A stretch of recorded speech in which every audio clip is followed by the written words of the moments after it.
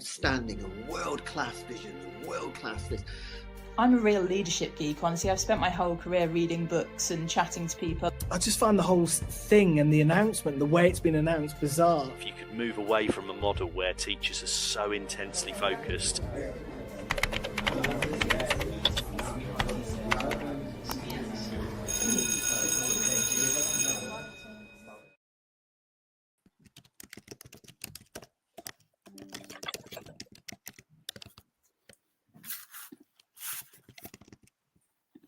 James, you're muted.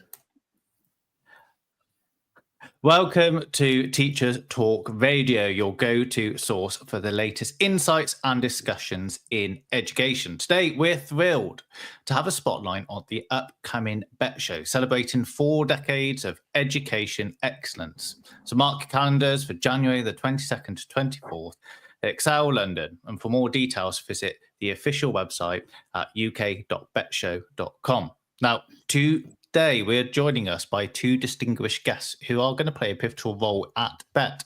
First, we have Katie Potts, the Computing and Online Safety Lead at schools at Islington Council. And Katie, could you share a little bit about your role at BETT, and thank you for joining us this evening. 100%. Thank you so much. Yeah, I've been working with online safety and digital with Islington schools and families for 20 odd years now, and I've been a BETT Show judge for I think about that time, and for the last 10, I think it's 9 or 10 years, I've been running an event called Kids Judge BETT, which I'm going to tell you about towards the end of this show. So it's really great to be here. Thank you. Brilliant. Thank you, Katie. I look forward to hearing about Kids Judge BETT, and I know they do a fascinating job, and you've got children from all over the world this year come in. Also, Louisa Rose, who is the CEO of Beyond, a youth mental health charity. So, Louisa, what is going to be your focus on BETT this year? Hi there. Thanks so much for having me. I'm really excited to be part of this conversation. So, as you said, I'm Louisa Rose. I'm the CEO of a children's mental health charity called Beyond, which is actually the BETT charity partner this year. I'm also the founder of Now and Beyond, which takes place on the 5th of February. It's a totally free, totally digital platform that's built to improve access for teachers to mental health resources from the sector that will support their classes. So think over 50 lesson plans, online workshops, and youth-led video content for teachers of 4 to 18-year-olds. Sign up now at nowandbeyond.org.uk. Don't get me into trouble after. But also why I'm here, I'm an ex-social media consultant. I spent over a decade sort of familiarising, getting to know the algorithms up close and personal that have come to intersect youth mental health today. And I look at sort of ways that we can actually sort of instill healthier relationships with digital devices, but also how we can kind of instigate a bit of a U-turn and reframe the conversation for the next generation. So that's me. Oh, I'm sorry. Also, last thing about BETT, one of our youth board members actually is going to be in the teaching and learning stage, chatting all things EDI. Brilliant. Now, this sounds like a fascinating topic that we're going to talk about tonight. And I think it's one of those that's been a lot in the media, been a lot in the news, and especially with BETT coming up, I think it's one that we're not going to cover everything. It's impossible. And I know we've been on the chat before this show and we've covered awful lot already. And it's about that tech in the classroom. How much screen time is too much? And I think this idea of screen time is difficult. If you go and look at the Ofcom reports and saying about how much children are engaging with screens, that's a significant impact, and the increase in it, especially with adults as well, that they've done an hour more. But this idea of screen time alone is not a reliable metric. And I know Sonia Livingston's done a lot of work around this with the fact of child's right and the well-being. So, Katie, how would you define screen time? And is even screen time the right word or phrase that we should be using in that? Yeah, no, 100%. It's around digital technologies, and, for 20, 30 years, we've been talking about the impact of technologies, and that's really key. So, we really avoid screen time, to be frank, and it's very different, if we've got 20 minutes of YouTube on a screen versus using word banks on, writing tools or FaceTiming, families abroad when you've not seen them face to face for a very long time. So, it's absolutely key. I've been working in this arena for many years, and we're in the 21st century. We've been saying that for a long time, and it is transformational. Technology can transform our lives. And so it's absolutely vital that young people, families and schools have that confidence and that narrative around it. We have to give them frameworks. A piece of work that I'm leading at the moment is from birth to 5.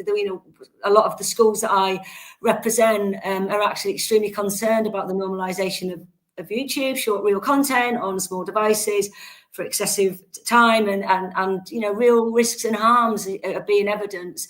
And a call for action. I had a brilliant researcher and academic contribute a statement to me. She's called Fiona Orby-Smith, and she's been working with schools around the world and with partners that I work with in London, Leo Academy. She did a fantastic impact report on their use of EdTech in the classroom. And she contributed this. She said, if I could wave a magic wand in this space, it would be to stop using unhelpful words like screen time devices when talking about children's activities. They assume and infer that the only digital interaction children experience is via a smartphone or an iPad, and the only types of activities that children engage with are passive ones, like watching, low challenge gaming, social media, doom scrolling and clicking. Children deserve better than our lazy use of vocabulary. Let's stop using screen time and devices. Let's start using a spade for a spade. What we really mean are passive activities, transactional activities, and cognitively challenging activities. 3 levels of using, reflecting, increasing level of age-appropriate cognitive demand.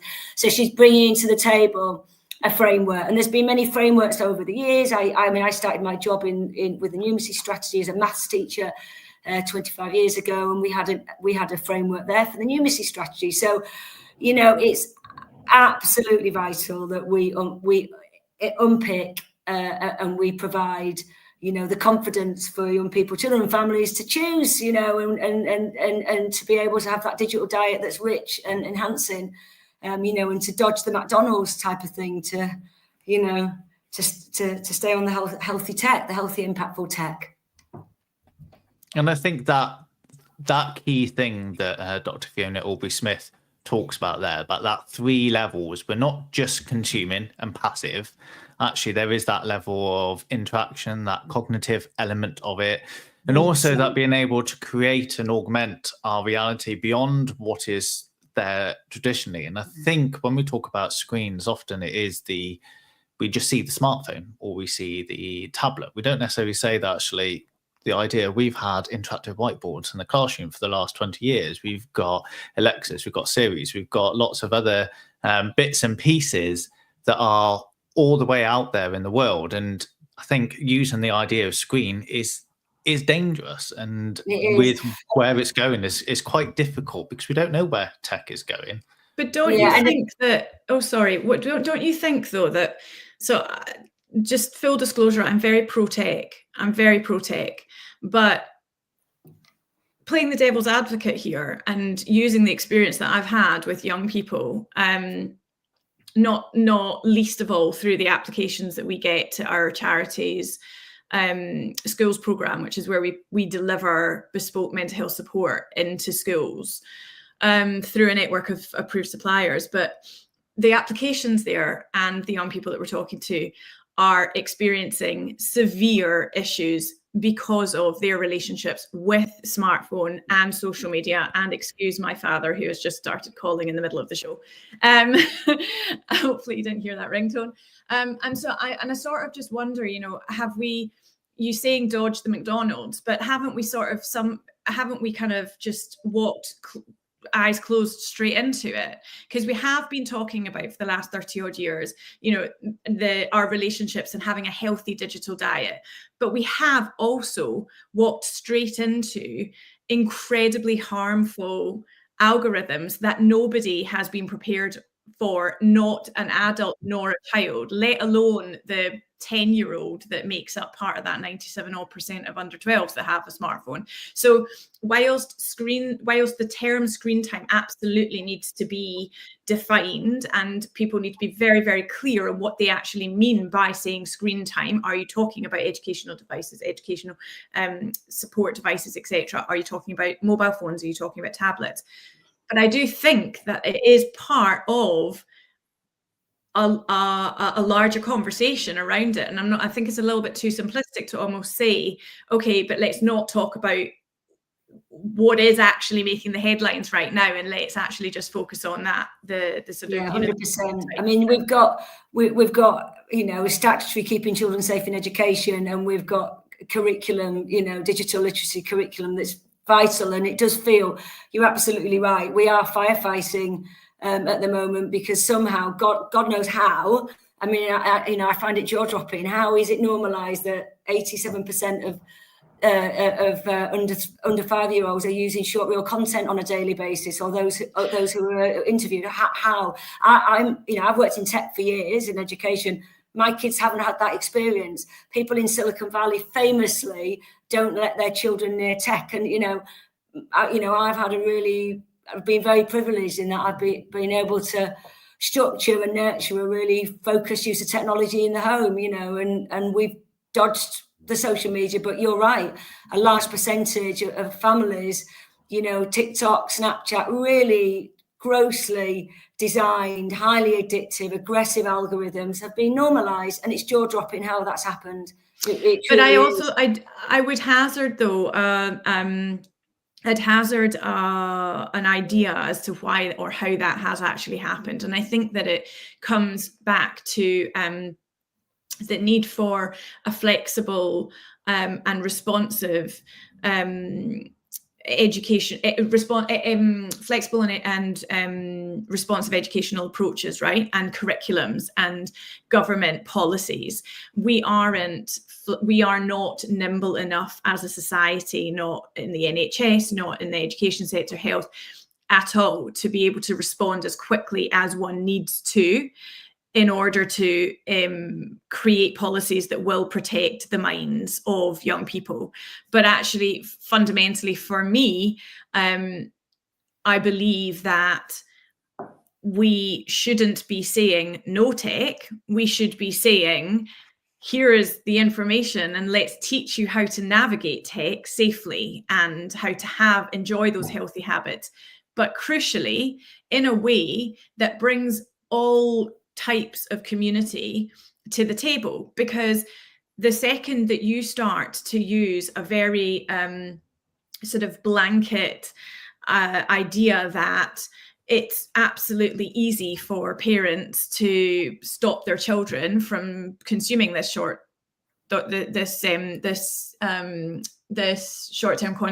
content, you're excluding portions of society that can feel completely alienated, isolated, and you're reinforcing stigma. And I think there's a huge element of walking into this, and the fact that tech companies with the freemium model of a lot of social media and a lot of apps, they're designed to be addictive, and they're not necessarily designed for children. And Sonia Livingston talks about it in this idea of child-centered design. The fact that there are things now that are coming to fruition, and people don't necessarily advertise it, and tech companies don't want to advertise it. But the fact that autoplay on YouTube Kids is not there, or actually there are these other restrictions. So when we're talking about this idea of tech, the nuance is of it. Yeah, we've done this journey, but now hopefully these conversations are happening, and we can start asking the right questions to make sure, are these situations, is this tech child-centered? Is it going to support us in what we want to achieve with it? Because there is with the risks and rewards, there's no black and white answer. And we're not flexible with the changes with society and how AI and how tech is transforming our thing. But we need to get the principles of what we do want. But Katie, I'm really interested about what you alluded to earlier about your time in social media and the algorithms and that element behind it. What have you seen of that side with the screen time and with the social media? What impact has that had on the mental health of our young people that we work with? Yeah, I mean, we've got the statutory, I mean, I think the fact that we've got a statutory safeguarding framework that has keeping children safe in education, which has a third of the document for statutory safeguarding, I think, a 33-page document, and the most significant area really around consent, contact and conduct. And you know, there's obviously the cyberbullying and there's the risk of predators, but the addiction, the ability to stop, you know, using this tech is really hard. There's a program that's worth watching called Swiped on Channel 4, and it did 3 weeks where they took the tech away from year 9, I think it was year 9s or year 8s, York University. And it was only in 3 weeks, but they saw that the group of children, I think they actually selected children who were kind of very active users of you know, algorithm-based, you know, short reel content. But they were going to bed half an hour earlier. They were getting more sleep. They were performing better in schools. They felt, you know, in the conversations and the interviews, they felt happy. I mean, Louisa's, you know, got you know, is a health and wellbeing professional, and she'll talk more about that. But you know, it's not rocket science, and it's not just the children. You know, all we're talking about is children here in the first 20 minutes. This is very much about adults as well. It's about how the adults are using technology around their children. It's about how young adults who are parents themselves who are using technology, using their children within their social media streams, who are equally being hooked into the algorithm and the seeking to be an influencer and using their young child in their YouTube clips as well. So yeah, I mean, it's not easy. I agree, Louisa, but it's there's the big players in the room, aren't there? There's a big elephant in the room. There's Snap, Disgraceful Design, there's TikTok. And YouTube, there's some biggies in there, Instagram, you know. Well, I mean, think about even, you know, TikTok. It was found that within 24 hours of creating a TikTok account, a user is exposed to graphic content, graphic violent content and pornography. And if you think about the fact that, you know, a third of all children in the UK have adult social media, you have to think a little bit about what that actually means. But that does mean that a third of all children are just on social media. That's all that means. It doesn't mean anything other than that, because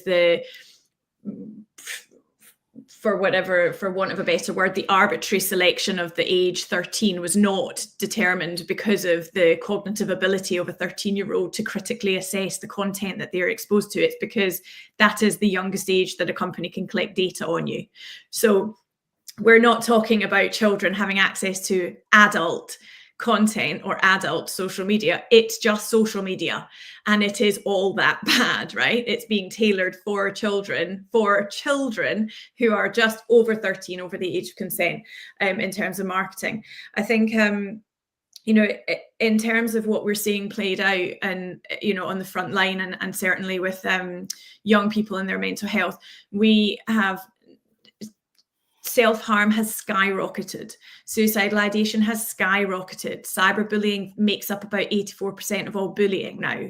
We have not, you know, I'm not saying that social media is the culprit, nor is our smartphones, but I do believe that unless adults start to become a little bit more responsible and accountable and self-aware around the behaviours that they're modelling themselves to their child, then I'm not sure how we can be anything but surprised when we look at these children who are, quite frankly, behaviorally addicted, which is very different to a drug addiction, but the actual response that is elicited and the behaviors that are elicited are the same. It's just the difference is the substance is absent.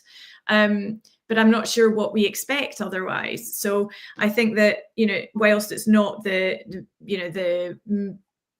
answer as to why suicidal ideation, self-harm, eating disorders and all the rest of it have skyrocketed. It is a major contributing factor, and one that we do need to take seriously and think about how we can actually address. And for me, the answer comes in a holistic approach that brings together legislation, making it safer to actually be on these platforms. That means making tech very accountable for that safety and protecting its users better. It brings in education and curriculum, and actually really embedding robust digital curriculum that actually helps children be prepared for the sophistication of the devices and the technologies that out with the educational supportive technologies they will be faced with, they're able to manage and navigate. And then there is this piece around collective responsibility as parents, but that requires us to do our own internal reflection. And I can tell you that when I walk into a school and I deliver a workshop to the students, it's not surprising that nobody is wearing a watch when I ask them how they tell the time. But it's even less surprising when I go in and deliver the same workshop to their parents and their grown-ups, because not one of them is wearing a watch. That little thing in their hand, that little device in their hand has become a timepiece, become a complete substitution for everything that they do and have ever done. And that's what they're modeling to their child. So when you think about the fact that, kids are online for over 8 hours a day, it's not really that much of a wonder, right? But what do we do about it? And I do think that there are some key things, but I think it does require a much more collaborative approach than what we've seen. And I think, Katie, you mentioned before about the DFE and seeing a little bit more kind of responsiveness. But it's a worry, isn't it? We've got a lot of media coverage around the bans, the smartphone bans, and it's a travesty, really. We discussed before we started at 7, we know so many families who rely on the phone as their only access in the home, and phones for for young teenagers, for music, for math.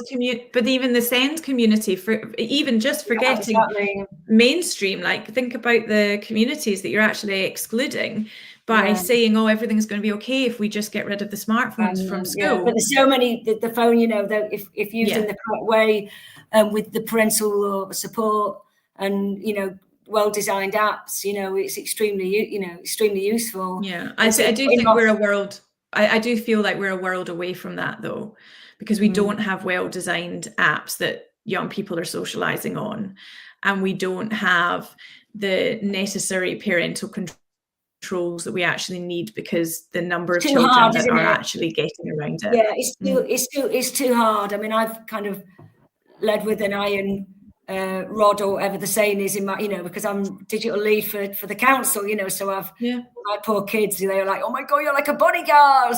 And but I've been testing it all out, and it's not, so I've got all the parental controls, I've got a family link, they've got, okay, at 14, you can have Snapchat to arrange your athletics meeting, but that is switches off, so you can't doom scroll and la la la. And we've had lots of education around it, but there's an iOS update, it drops off, and it's actually not easy. The other factor that we've got in cities and towns, less so I think in the countryside, is the violent phone theft, and the violence per se, and the fact that actually children can be really frightened, to go out. There's lots of news items at the moment about 18 to 25-year-olds, the huge drop in young people going clubbing and going out, and actually the fear, of, one of the factors is around, feeling safe on the streets, and that's certainly a key factor in central London. Almost every child, by the time they get to 16, every boy, that is, boys are more targets than girls,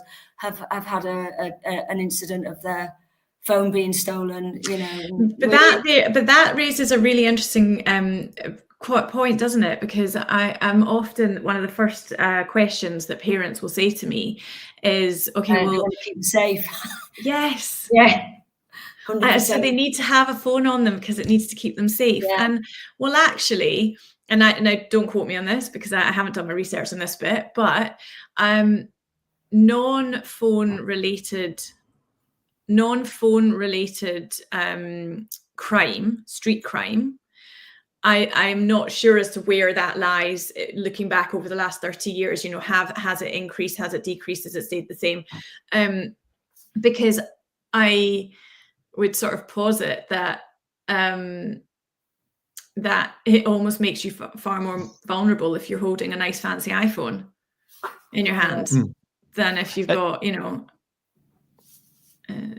Yeah, and I think there's a lot of schools and trusts out there that are looking at one-to-one, and one of the things from parents saying, actually, are they then susceptible to theft or seeing these nice things? And I was listening to a podcast the other day, and it's because it's this child-centered design, and I think there's a massive disconnect between the tech companies and education, and this is where BETT is a brilliant example where you can go and challenge. And I know, Katie, you've got your kids BETT as well, where they can go and ask these questions. They can actually go and influence the market in there. But I know in America they've started these dumb phones that you can just do quite basic communication on it, and actually what is that the safety aspect that parents want with it and things like that. And I want to just do a little bit about actually what are the benefits of using technology before we move on to a little bit about what are some of those legislations or education or robust digital curriculum and things we could do for parents and look at that. So what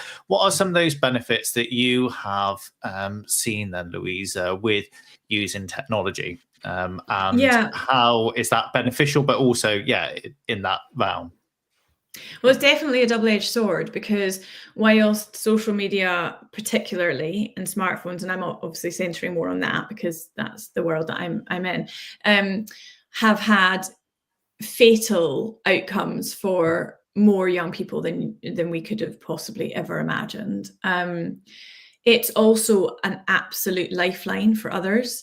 So for those that have been, so it's impacted on one hand, mental health so poorly that hospital admissions and for suicidal ideation and for self-harm have skyrocketed since the inception of these devices and since the adoption of them.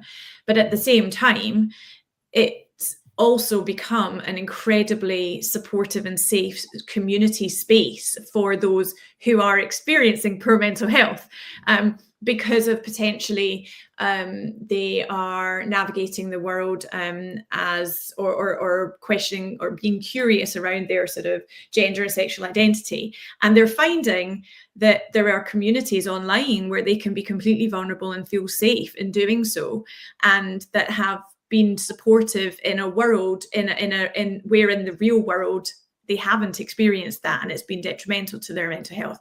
So I think there's been incredible examples of where that technology has really benefited individuals.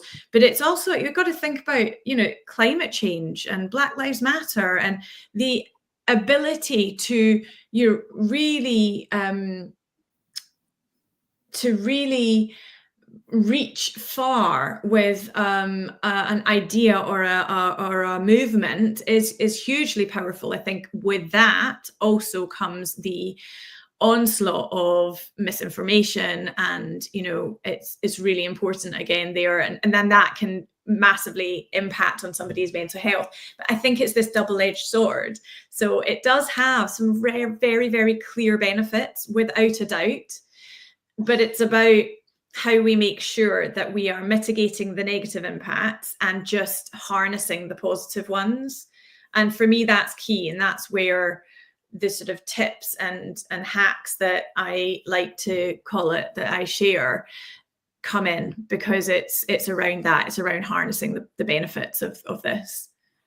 So before we go on to those tips and hacks, Katie, what's some of the benefits that you have seen? Because I know I had a conversation with an online school recently, an AP, and the fact that they could have a conversation with their teacher, with the educator, and if they got fed up and it was too much, they would just close the screen. And the teacher was like, that's fine. That's the space they need. And actually, because they are engaging in their world in a way that was quite low stakes, actually, they had amazing engagement because they were in their safe environment. So Katie, what are some of the stories you've seen of some real wonders of using technology that's transformed children's lives? And then we'll hit some of those. Collaboration, problem solving. We've seen transformational use of technology for years in schools, STEM-based projects as well. My background was, I lead a team of computing lead teachers, in Islington as well. So it just enables the child's independence for learning as well. The evidence is there. We pre-2010, when the Conservatives came into power, we had a road review and a creative curriculum, and there was an ICT in schools department, and it was part of what Ofsted saw as a good lesson. It's really disheartening that we've now had this void of 14 years, where it doesn't feature in any standardized standards publication from the DFE, and it's just at the will of the leadership of the school, really. But yeah, cross curriculum, in my maths experience as a teacher, modelling, I can't model as effectively if I haven't got technology in my hands. I can't model angles. I can't, computational thinking. I mean, it's just endless, really, for the teacher, for the teacher, but also for the child's creativity and independence as well. And SEND, we've referenced SEND, and parental involvement. There's a lot of effective legacies of remote learning. During the pandemic, Islington worked with Leo Academy and Fiona and others around what the evidence was around the effective legacy, and it was around the impact of remote meetings for parents who've never been able to feel involved with the school. Parents who've never attended parent meetings who felt able to because of that online option. So it's for the child, for the teacher, for the families, and it's really, it's a little heartbreaking, really, that there isn't enough narrative, there's not enough explanation of this for schools to use at the moment.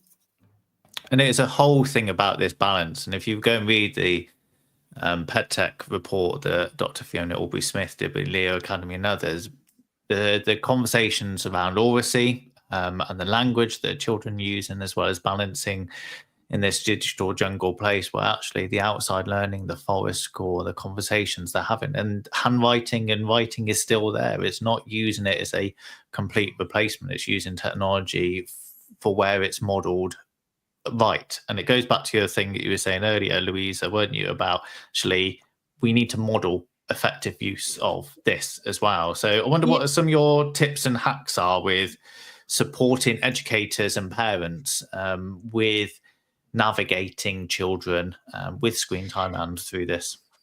I think it's to stop thinking of helping children to navigate themselves through it, and actually it's to start thinking of us as one big community of educators and of parents and of children, because I think it all goes hand in hand. I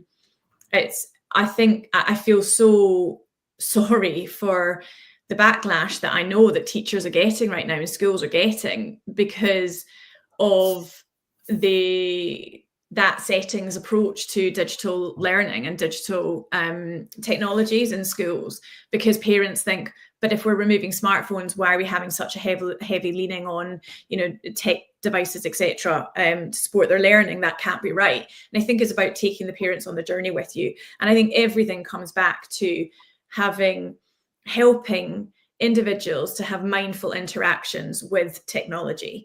And now I'm going to use the examples of smartphones, televisions, tablets, and social media, because that's the main focus of the work that I do in this particular arena.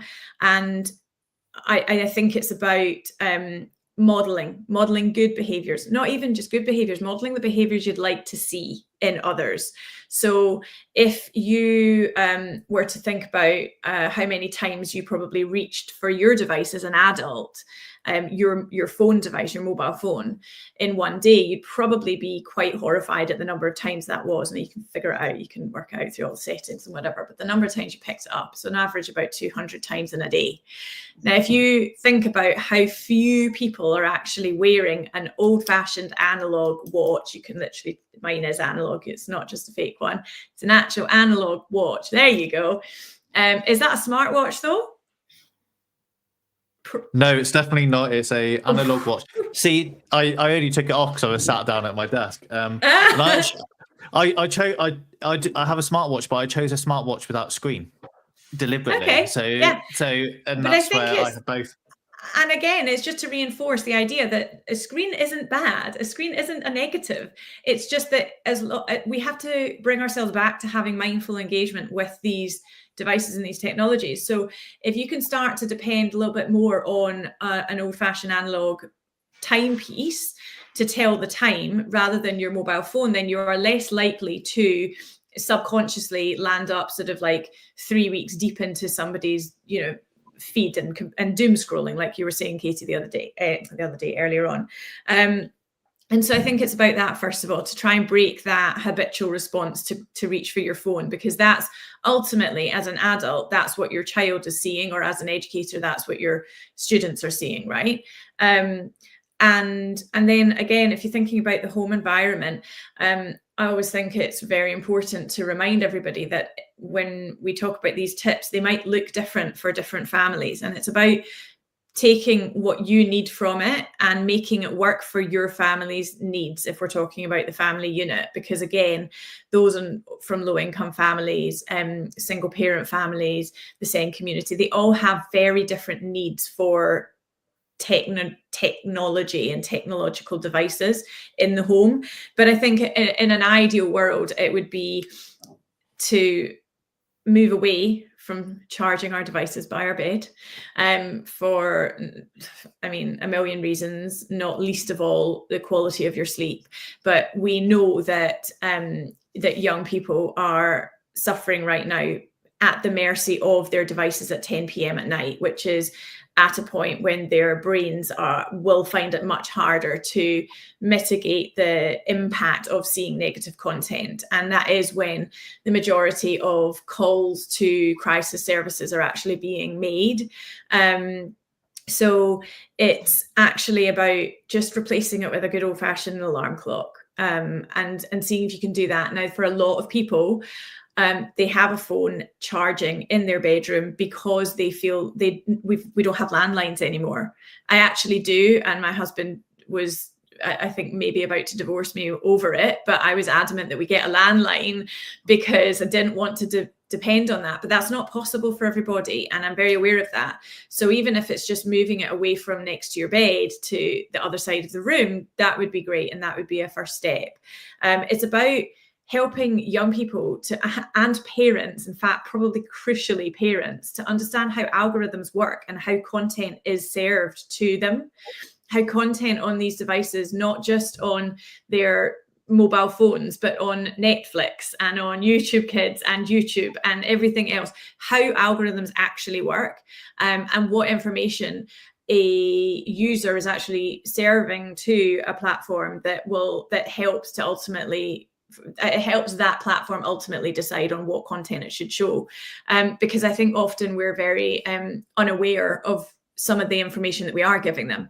If you land on a piece of content for too long, that's information that you've given, So it's about having these mindful a much more mindfully engaged time with this technology. And, it's about embedding into the curriculum really robust education that equips a teacher, because we haven't taught, when you come out of teacher training, you're not taught around mental health, you're not taught around the online harms and the online safety bill, you're not taught about these things. And I don't think it's fair of society to expect that you guys get should be able to do all things. So I think it's about making access better, available, much more accessible to the right kind of lesson materials. And that's why I developed Now and Beyond, which is literally a hub of relevant materials that will support in these difficult conversations in your classrooms, and it will give you the tools that you actually need to be able to deliver these conversations confidently. But yeah, it's they're the main ones. Could go on about this for hours. But it's that modeling of that behavior. I think that's one of the most important things out there. And when you go and see in restaurants, or you go and see people and they're not having those conversations and those discussions that even 10, 15 years ago would have happened. And so, Katie, in your kind of remit of working with lots of community coordinators and lots of schools within Islington, how have you given those?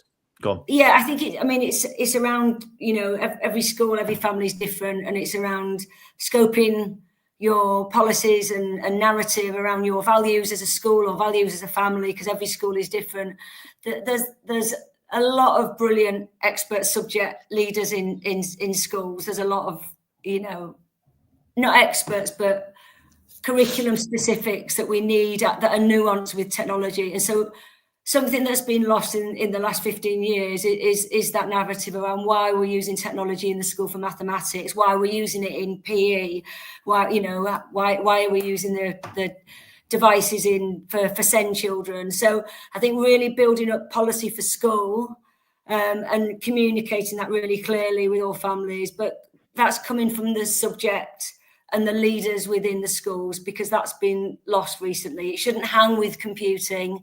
Computing has a faculty around computational thinking and teaching children to code and the IT skills, and of course the digital literacy. And Louise, mentioned that, having a really meaningful, robust, again, relating to your community, a digital literacy framework that dynamically teaches, keeps up to date.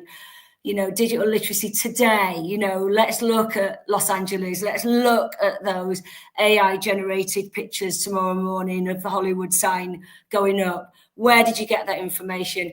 Is it true? Have you cross-checked it?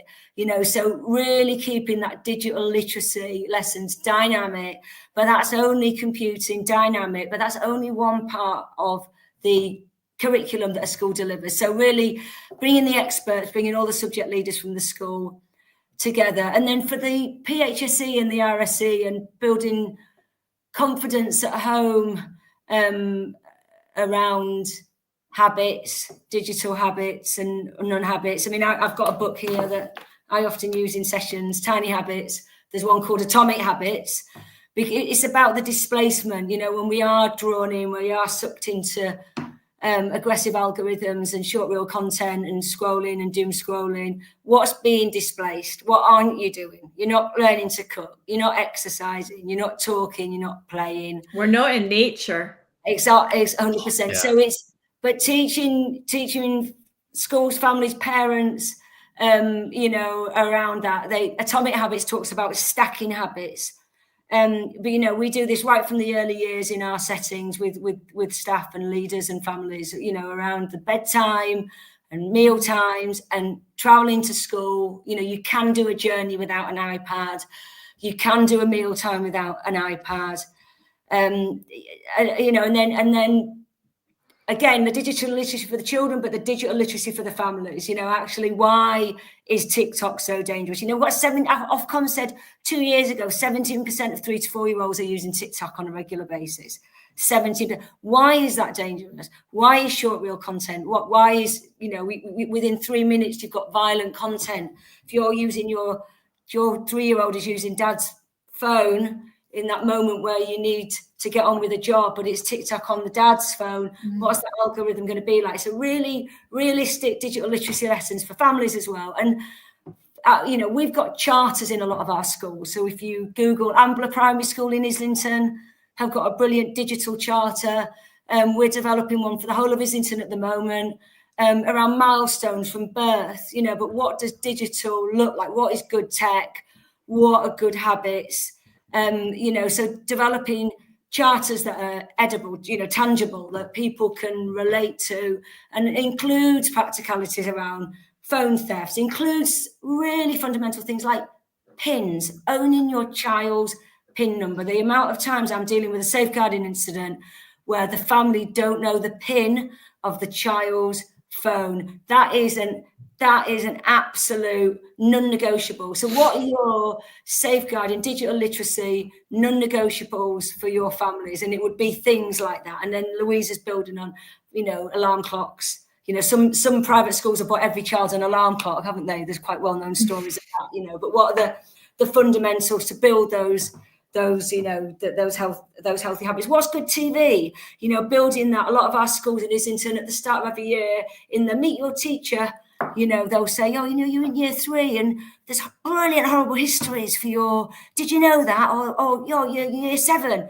Are you watching Traitors at the moment? What's that teaching us? What social science are we learning about that guy?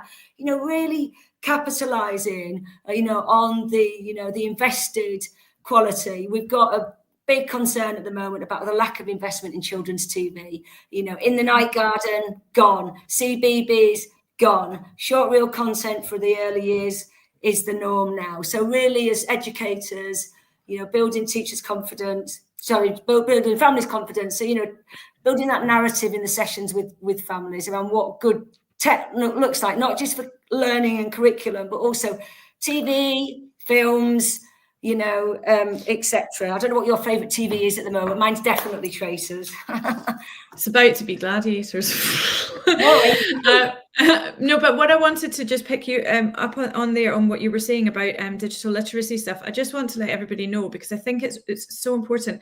Often, really quality materials that will support your lessons are 20 odd pages, search pages deep in Google, and you might have a subject lead, but they might not be available to you when you're planning your lesson or whatever it might be. There's a fantastic company called NatterHub, which I don't know if you know. They're a BETT award-winning company, and they've gamified digital wellbeing education, and it's absolutely fantastic, and it's engaging, it's relatable. There's also that's for the primary sector, and then for the secondary, there's an incredible American movement called Half the Story, and we've championed their resources, their youth-led, youth-produced resources around digital and digital literacy and emotional literacy, etc. And they've made both of their resources available to teachers that sign up to Now and Beyond. It's absolutely invaluable, and I think it's just about equipping yourself with I'll do a quick shout out then. We've got Common Sense Media. I think they're amazing. We've got some of theirs. That's a completely free framework, and the Educating a Connected World, the UK framework, is actually based on the Common Sense Media, which is the US framework. They've got a UK framework. It's absolutely fantastic. It is, and then we've got a Safer Internet Day coming up, but the resources this year are really important. They've got a theme on scamming at the moment, which linking to sextortion, linking to the wild west of shopping, a poor teenager trying to shop online, trying to find a genuine website. So the theme this year is scams, but it links very well to the AI and the sextortion and the very, very big concerns that we've had around that. And then another shout out to LGFL, again, they're award-winning, BETT award-winning, and they have had some really fantastic free and open prevent materials with a specialism with online as well. So and I think not to ping pong back, but I think that also actually for parents, Common Sense Media is absolutely invaluable because it really, really informs them around it breaks down the games that your kids are playing. It gives you parental reviews themselves. We're using some of those as well, those resources. They're just there's some really, really great resources out there. And if you want to hear if you want to hear any more about those applications and those software and the websites and everything else, they're all fantastic. I've used them and recommended them to lots of people. Please come to the BETT Show. They're celebrating, as I said, 4 decades of education excellence between the 22nd and 24th of this month at the Excel London. So go to uk.bettshow.com. Katie, you've got 30 seconds to tell us about Kids Bet, and then Louisa, you've got 30 seconds just to say about how you're sponsoring, and then that is going to be, unfortunately, the end of our conversation. Kids Bet started by Islington schools 10 years ago. We've got digital leaders at the heart of our, not procurement, but evaluating tools, what to use. And so 10 years ago, we brought Islington schools, brought my own kids, we brought them to help our head teachers do some procurement. It's grown from there. Now, unfortunately, Islington schools don't do it. I run it for the BETT Show. And we've got children and schools and families from all around the world. We've got Hong Kong, we've got Hull, we've got Scotland. I don't think we've got Scotland. I think we've got Wales, we've got SEND schools, secondary schools, primary schools. Yeah, so look out for that. And schools can nominate. On Wednesday, Thursday, we'll be nominating. So contact us on the landing page of the BETT Show. You can show how children visiting the shows on Wednesday and Thursday can shortlist as well. Got Michael Rosen on the main stage presenting the chocolate trophies. Brilliant. And Louisa, can you just remind everyone about your role and how you're sponsoring that as well? Yeah, so Beyond is children's mental health charity. We're the charity partner, official charity partner of the BETT Show. We are also the founders of the UK's only digital platform that brings together resources from the mental health sector to educators free of charge around mental health topics, including a lot of what we talked about today, but also anti-racism, eating disorders, self-harm, kindness, resilience, gratitude, loads more, and that's all available at nowandbeyond.org.uk. Now and Beyond is on the 5th of February, so hurry up, sign up, otherwise you'll miss it. But thanks so much for having us. And also, Katie, I've just got to say, young people informing others about what's best for young people is everything that I believe in. They always get it right. Like they absolutely do. Cut to it straight away. If we can ever support you in Kids Judge Bet, please let us know. We've got a youth board. Yeah. And last year they chose that from Croatia, a company that had monitoring systems for their classroom for the environment and traffic pollution. I was like, really? And they were like, no, we run a really busy street and we don't like the noise. And it's really, I was like, okay. One year they had a reusable prick stick. I was like, they said, no. I need that in my house. Not always ed tech, James. It's not always ed tech. Brilliant. I love it. That's brilliant. And I think, if anything, this conversation has come to the forefront that actually there is so much nuance within using technology and screens in the digital, and actually we've got to listen to the children. We've got to be modeling those behaviors. We've got to be really conscious of what we are doing. So thank you very much, both of you. It's been a fascinating conversation. And thank you to Teachers Talk Radio, who will be at the BETT Show as well, and will be interviewing people. So if you want to come and look for that, once again, please go and visit uk.bettshow.com. This will be available on our social media, be available on YouTube. And at 8 o'clock tonight, we have got Brent Pollard and Adam Spence on Teachers Talk Radio. So thank you all, and I look forward to seeing you on the next one. Bye. Outstanding, a world-class vision, a world-class this. I'm a real leadership geek, honestly. I've spent my whole career reading books and chatting to people. I just find the whole thing and the announcement, the way it's been announced, bizarre. If you could move away from a model where teachers are so intensely focused.